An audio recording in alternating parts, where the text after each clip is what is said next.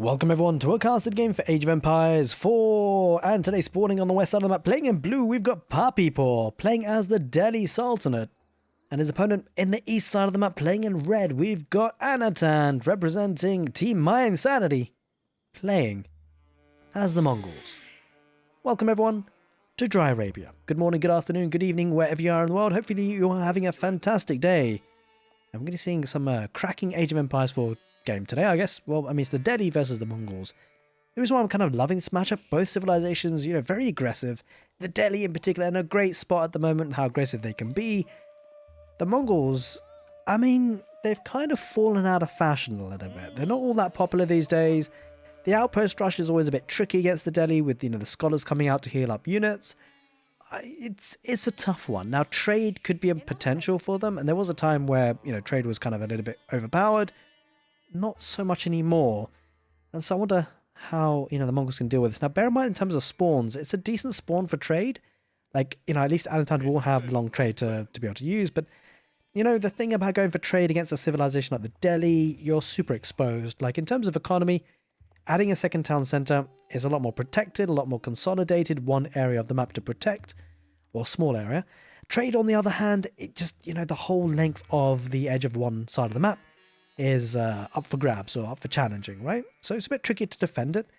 But I guess the Mongols have to try and do something against what's going to be a Delhi push in early, of course, with likely to be mass Ghazi raiders. I mean, I'm kind of curious to see how aggressive puppypaw plays this one out. Ghazi raiders, they're a good unit in this matchup because of the Keshiks. Of course, Keshik's a powerhouse unit for the Mongols, but the Ghazi raiders have that additional +2 damage against armored units, and of course Keshiks are classified as such. So that'll certainly be helpful in trying to deal with those.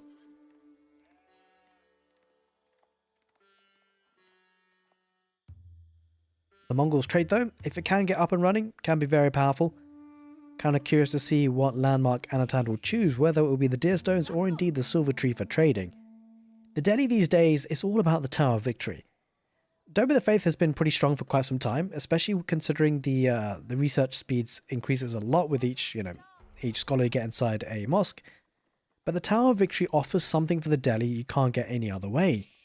And that's an increased attack speed. It's a significant amount, 20% on their infantry. That is nothing to belittle, especially when you're expecting quite a lot of aggression coming from your opponent. There's obviously going to be probably some intense battles early on in this game. So having the Tower of Victory can give them that slight edge. And it will be the Silver Tree for the Mongols to get to the feudal age. Of course, the Delhi queuing up all those free technologies, wheelbarrow about to come on in, and the real powerhouse aspect of the Delhi Sultanate early on is also, of course, the free technologies, but more importantly, getting access to the efficiency of production, which has already come in, by the way. So that tech has already come on in, so when he does get to the next stage, you can actually garrison a scholar inside a production building, increase the production rate of that, and pump out those units incredibly fast.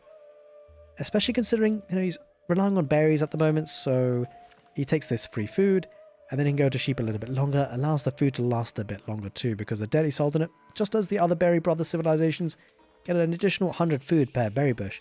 As you can see there, 350 rather than your usual 250. Now, I would like to say a very big thank you for everyone who's been supporting the channel, whether it be on Twitch and YouTube. You guys are absolute legends. Thank you, thank you, thank you. It's been a great amount of growth recently, and I guess I'm in the habit of saying it because actually it really helps out. I've noticed a lot more support when I do mention it. If you've been enjoying the cast, say you watched like 3 of the casted games and you enjoy them and you'd love to come back for more, make sure you subscribe to the YouTube side of things, because then you won't miss a game, especially that notification bell. No, tick it, notification bell. That means you get a little notification. I upload a video about once a day, and they're usually only the best casts that I give, so if there's a game that I cast and it's not all that good, it will never make it to YouTube.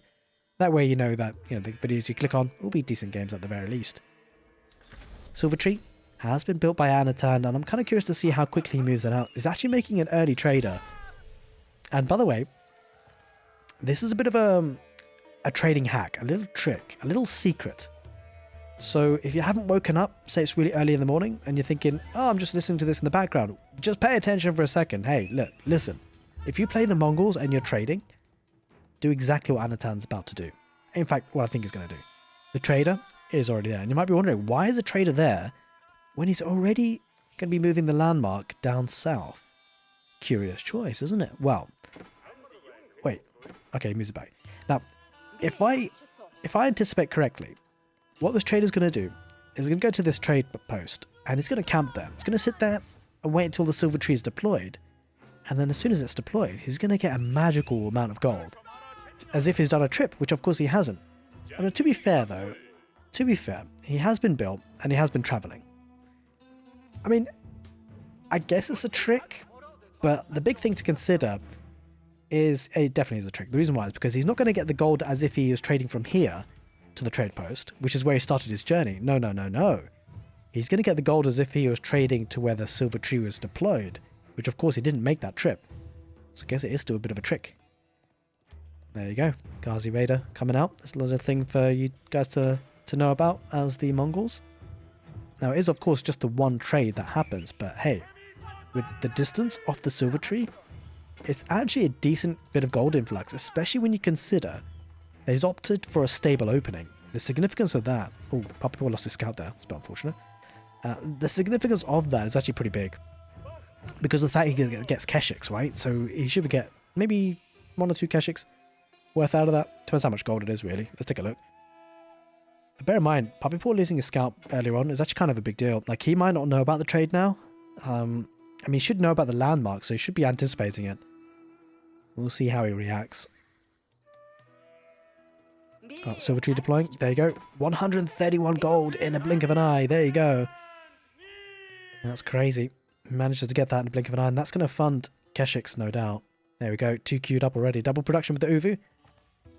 It's going to make his way onto the map. Now, the Delhi have already opted for, the stable for the Ghazi Raiders and Archers. Really typical army composition for the Delhi. No real surprises there. It's going to be riding out with 2 of the Ghazi Raiders, just looking to intercept the trade. Wait. Yeah, I mean, you might be thinking about that. The trade route is super, super aggressive, right down the middle of the map. But anotand actually going to micro this out, and yeah, you can see the color switch. Oh, wait. Okay, yeah, he's microing it out, as you can see. Now, you might be wondering, why did that colors just switch there for a second? It is a visual bug.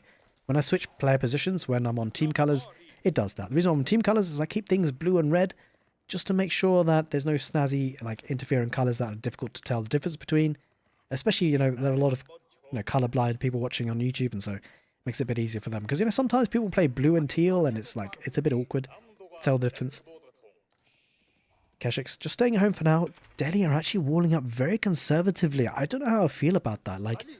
Investing Palisade Wars this early is tricky, right? I mean, that's a lot of archers that could be made because of it. Maybe second or third production building. I mean, he's going to get one anyway. It's going to go for the barracks, but it does limit the amount of units coming in early. And actually, speaking of which, this is a good trade for the Keshiks if he takes a fight. Equal numbers, and decides to go home and just build up his forces first before he moves out.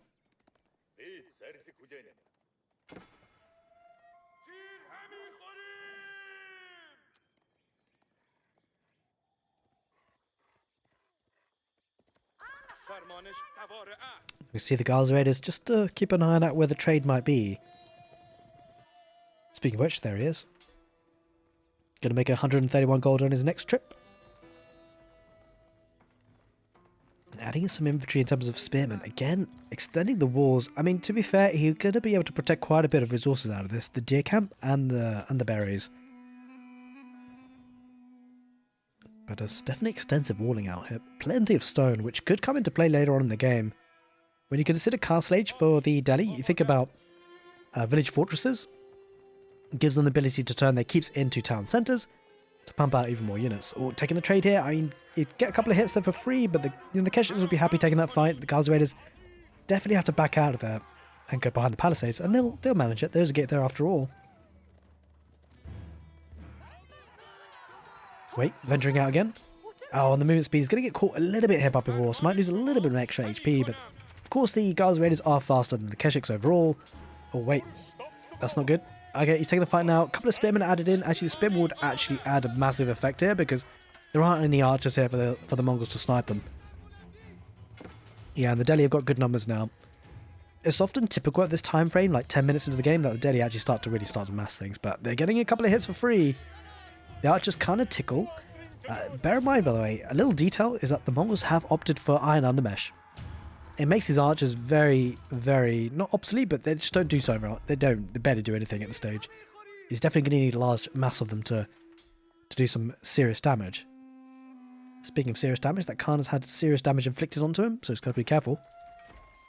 I wonder what he's going to add into this. It's going to be archers, surely? Double stable, actually, at the moment for the Mongols. Going full cavalry. Definitely a play that you want map control with, map positioning, but you might need to add in another secondary unit, right? Because there's a decent number of spearmen. I suspect we'll see archers. Now, it hasn't actually added in any more traders, so just the one for now.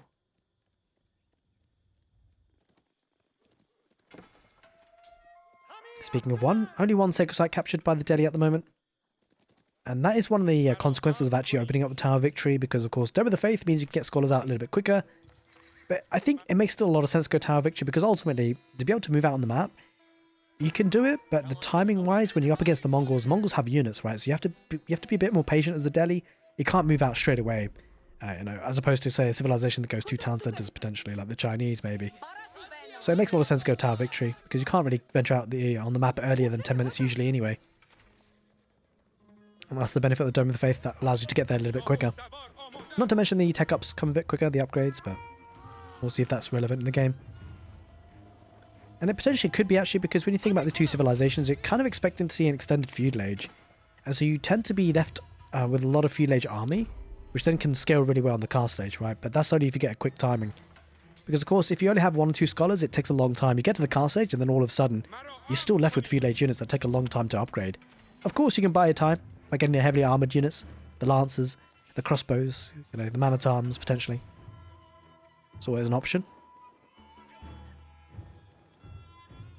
The Delhi starting to scale, though. Start to push on the middle. I mean, I've got to say the Mongols have done a decent job picking up unit numbers as well, though. It needs to be careful. It's got a decent number of pastures, so food income should be okay for now. Going to take the initial engagement. Focuses on one Ghazi. Absorbs a lot of the arrow fire. Needs to try and take care of those spearmen if you can. That'll allow the Keshiks to do their work. Speaking of which, Keshiks in the south. Keshiks? That's a wall. That's a wolf.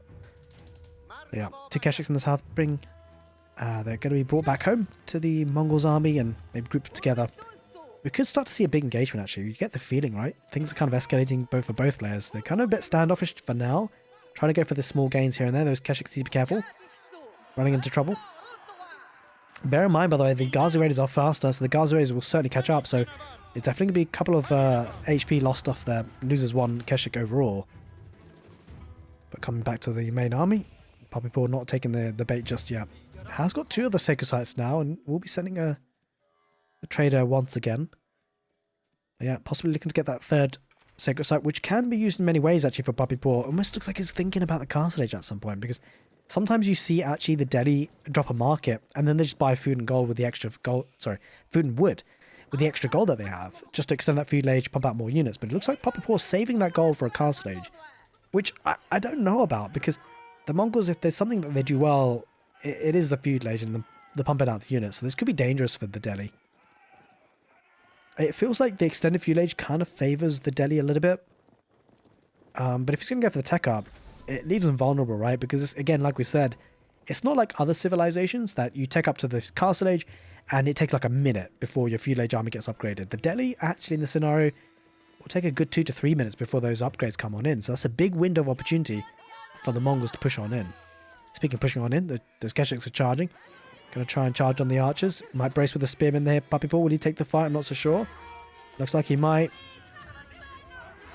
He's going to take that fight. Spearmen finding it difficult to really engage with the Keshiks. So the Ghazis are kind of in a way. They do brace, so the Keshiks are diving in, and he might lose a little bit too many here, anotand. Good number of archers for puppypaw. Don't forget the attack speed on those guys and the spearmen, so it can be very deadly. I think the big defining unit is certainly the spearmen. If the spearmen numbers stay alive, then puppypaw will be fine. He's going to go to the next stage with the compounded defender, which is kind of bonkers. Not too many Ghazi Raiders remain, though. That could make things a little bit tricky, right? The Keshiks, really great numbers. Anotand, he should be able to win this fight. Now, the good thing for the Delhi is that when you are teching up, like, he's buying him some time, right? He's buying himself some time for the tech up to come on in, and to be fair, it'll take a long time for these units to be upgraded, but the problem is he's losing a lot. I don't think he has enough. I mean, look at the army value. It's significantly more for Anotand. That's the big detail here. Like, those spearmen are now starting to be really outnumbered. Sure, he's taking off a couple of Keshiks, but I mean, the archer numbers looking way too good for Anotand. If the spearmen numbers dwindle, that allows the Keshiks to just dive on those archers, and that could be a problem. Look at that, there's only 3 spearmen here left. Puppypaw, he has to retreat. Has he bought enough time? Like, he's got to the next stage, to be fair, but again, he's not got much of a standing army to upgrade, and he's got no one on gold. because of course he was relying on the sacred sites, which he, to be fair, still is, but he needs to be mining gold at this point. And the concern for him is gold is in the forward position. It's forward. This is not good. When you take up to the next stage, you need gold. And puppypaw, he doesn't have it. He might need to venture out on stone to get a keep, but he has got to do something to defend this gold position. There's gold here on the west side, but again, super exposed. There's gold out in the middle, but again, super exposed. This is looking a bit dicey for puppypaw, I've got to say, because you can't really mass-produce lancers. Sure, he's getting some gold from the sacred sites, but that's slowly being decapped. The one in the middle, at least. And Keshik's going to ride on in. Bit of eco on the right side is going for stone. He wants to keep. Going to dive on that wood line. Should get some decent value. Archers, good numbers for Anotand. He's pumping out feud-laid units, and rightly so. Looking to do some damage. Not killed a single villager just yet. Focusing on the army. Needs to focus on the spearmen. There's the lancer. That will tank a lot of the arrow fire, but Keshik's will trade decently well. Spearmen backing away. Not enough spearmen. That's the problem. He has to find a way of dealing with his Keshik's. There's only 1 or 2 lancers mixed in, and the villagers, oh, now they're going to be villager lost. That's for sure. Archers focusing on each other. Now, good thing for puppypaw, he has defender's advantage, but the problem is he doesn't have enough units. Slowly but surely, he's going to lose those lancers numbers. The archers focusing on each other, really. Good thing he's got Tower Victory, will help with the attack speed, but this is looking dicey. I mean, these Keshiks are tanking a lot of the archer fire. He's started to overrun a little bit. Puppypaw has lost 10 villagers so far, by the way. That's absolutely huge. He does still have all 3 sacred sites, believe it or not. There might be a question of whether Anotand's overstepping a little bit, but, you know, he's nowhere near the castle age himself. Puppypaw just trying to recalibrate the economy. Just doesn't have any resources. I mean, what does he even buy? Does he sell the stone? I think he's placed a keep in the north. Oh, he sends a Keshik there. Going to fight with villagers. Going to lose a handful at least. Keshik will be taken care of, but it does kill another villager in the end, and that keep should go up. Gives him a bit of a security on that position, which he actually desperately needs. And now, I mean, Anotand's gotten so much damage, I think he might need to actually back away. I don't think he gets too much more value here. He has caused a lot of idle time. I mean, in fact, more than half the economy is idle for puppypaw. That's the big problem. Let's switch over to the income per minute. You can see the food income, absolutely terrible. And I think Anotand just needs to idle for 1 minute in terms of production, and he will be able to afford that castle age. Feels like he needs it. Bear in mind, he's not been trading at all, of course. Well, he's starting to get traders now, which will certainly escalate. And now it's a choice of... I mean, he's got to go to the castle age at some point soon, right? He can't continue like this. Eventually, especially with the 3 sacred sites, he's getting gold.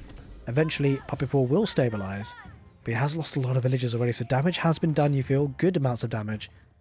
So it's going to be a choice between either the Steppe Redoubt or the Kurultai for the Mongols. The Kurultai has been super important, super popular, because of the fact that he adds the extra, you know, bit of military aggression. He's peeling away those weak villagers. 2 lancers will take care of that. But, you know, we could equally see the Steppe Redoubt, right? He is trading, but he doesn't have much trade just yet. I'd be kind of curious to see what he goes for. He's starting to decap the sacred sites, which is definitely a detail. I kind of wish he did that a little bit earlier, but he wanted everything full throttle in the middle of the base, and he will be going for the Steppe Redoubt. We haven't seen that in such a long time, but it makes a lot of sense, right? He needs to get as much gold as possible. Like, he's been on the offensive, and he's clearly trying to maximize that. He wants some more action. He wants to put some more pressure, understandably so. Especially considering, like, village fortresses just about to come on in, and so puppypaw will be effectively 2 town centers. So the Mongols either have to try and match that boom with the second town center themselves, or try and pack on more punch with 1 TC play, with plenty of units with the Steppe Redoubt coming in to help the gold income. Now, being in the castle age, obviously we have to think about relics. Now, the Delhi have picked up 1 already, and we'll have 1 more safe inside the base. So it's really going to come down to the smash and grab potential for the other 2 on the field. In the middle, this one here at the back of the base certainly should belong to Anotand. Anotand's got plenty of forces in the map. He's actually being able to take the deer camp, which is really effective, because we are steadily getting to the situation where, you know, farming transitions might be needed, and so it slows down the pace of the game, right? There's that tech up just a bit coming in here for Steppe Redoubt. Puppypaw, wait a minute. You don't think he has the map control to do this? He's got berries. Oh god, this is gonna be... Okay, he's gonna go for a keep first. Makes a lot of sense, but whether it goes up or not, I mean, Anotand should react to this. There's not a lot here for puppypaw, so maybe he can charge on through, especially with the spearmen involved. As in a couple of crossbows, which I like to see. Of course, those crossbows will do well against Keshiks. But he's got to get there. Gonna try and snipe out that imam or scholar. He's gonna snipe him. Okay, well, the keep goes up in the end in the middle. So food should be safe and secure for now. It looks like he's going to get siege engineering improved. So he should be able to make those... we'll be able to make rams, of course, on the field, but also traction trebuchets. They're a little bit weak, actually. I'm not so sure I'm a big fan of traction trebuchets. I mean, obviously it adds that a little bit of extra range siege damage, but it's so weak for the Mongols. I'm kind of surprised if we see it, but you never know. We've seen wilder things at times.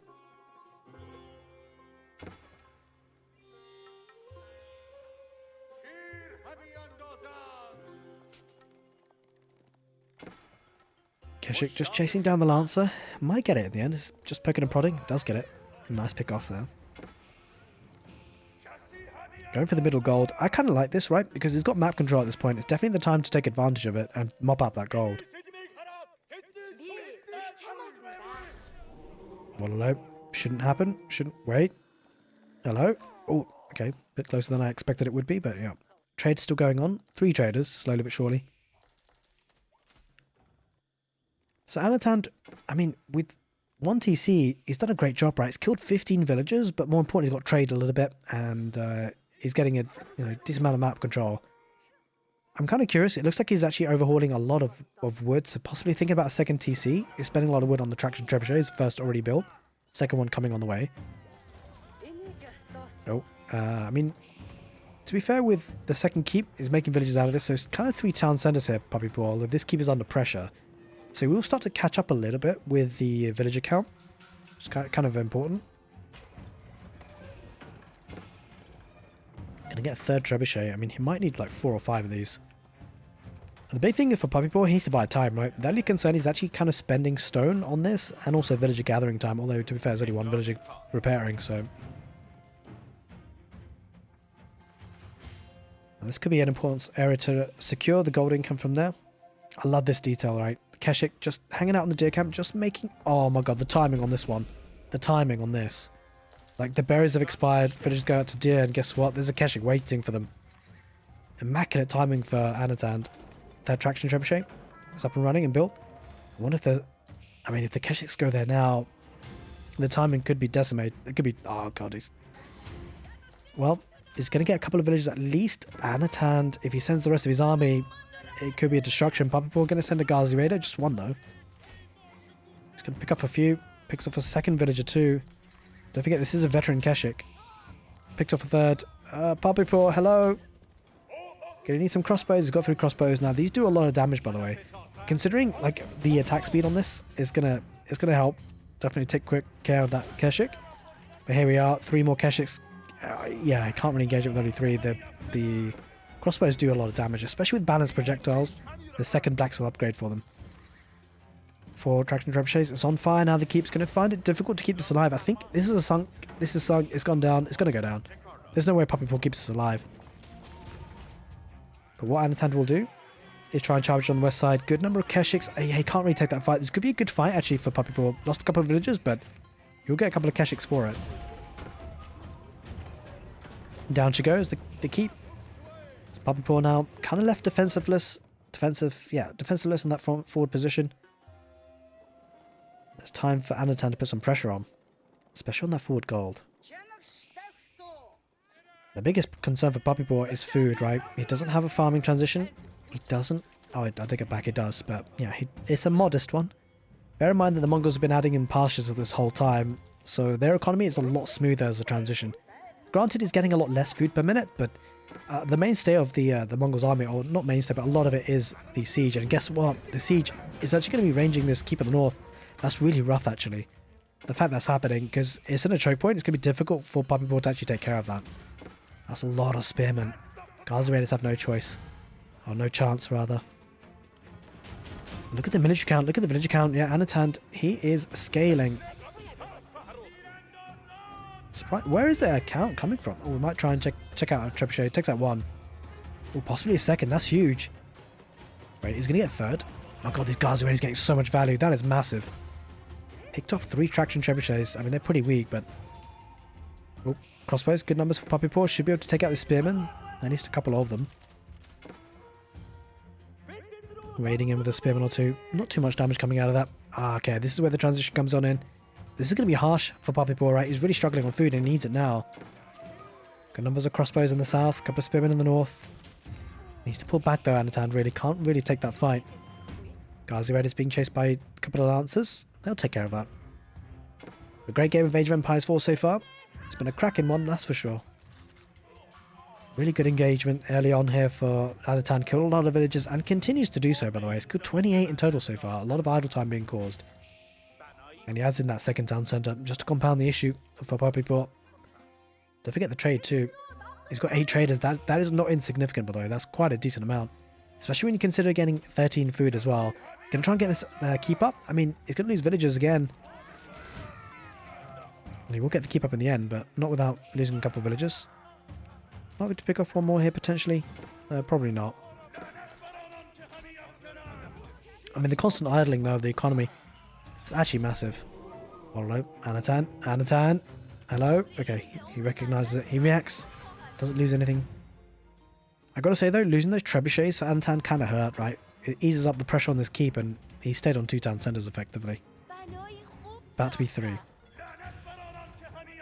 Gonna protect those farms. Gives them an opportunity for puppypaw to stabilize. And behind this, 2 relics have been picked up for the Mongols.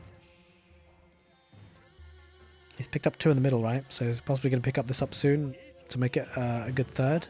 Puppypaw actually hasn't picked this one on the west side for his base just yet. Possibly going to get that soon, hopefully for his sake. But you know what? It feels like Anotand possibly thinking and eyeing up at Imperial Age. He's got a good standing army. The trade is really escalating now. 12 of them. This is where it becomes really scary, right? Look at the economy. And the constant raids have actually done some damage. 34 villagers in total have been killed. Anotand has only lost 1 eco unit. And considering his trading, that's a big thing. The Delhi just haven't been able to get out. Got a number of crossbows now that will kind of render these Keshiks a little bit redundant. So I suspect there's going to be a horseman switch over. We'll see either way, because it's going to be the White Stupa for the Mongols. Can act as an over, of course, and giving 240 stone per minute, which will help certainly get those cannon outposts if he so wishes. Also produces a bit of the sheep a bit faster from the pastures. Definitely going to be great for that food economy. That one traction trebuchet that did survive is now starting to put some pressure on the lumber camp, it would seem, just to make things a little bit more inefficient. Traders keep on coming up. They're trading. That's in a mangonel as well, which actually would be great for those crossbows. Nice thought. Nice thought. I mean, you can go for horsemen, of course, but mangonels, definitely a nice approach as well. Ooh, traders there, hanging out.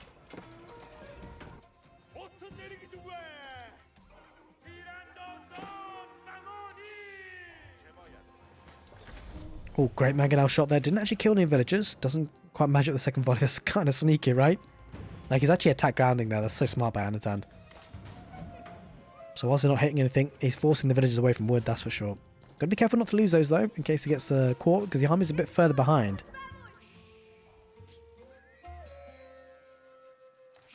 Go for some more stone, maybe for a 4th keep, I guess. Well, this is... well, it would be the 4th, obviously one having been lost. And puppypaw is picking up that relic in the end. Good number of Ghazi Raiders, probably not enough to deal with this number of spearmen though, so they does back away. Traction trebuchet unpacks and... well, packs up rather. He's going to group up together.